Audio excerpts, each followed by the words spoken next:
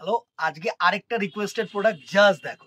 সামনে একদম কিন্তু পয়লা বৈশাখ, অনেকে রিকোয়েস্ট করেছিলে এই শাড়িগুলোর জন্য। জাস্ট দেখো, দুটো প্যাটার্ন আজকে দেখিয়ে দিচ্ছি।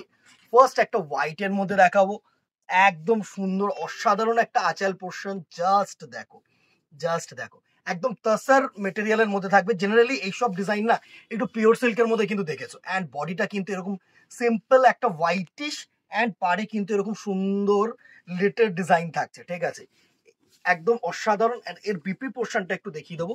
এই হচ্ছে কিন্তু স্ট্রাইপস বিপি পোর্শন, ঠিক আছে। এই শাড়িটা প্রাইসে আসছি।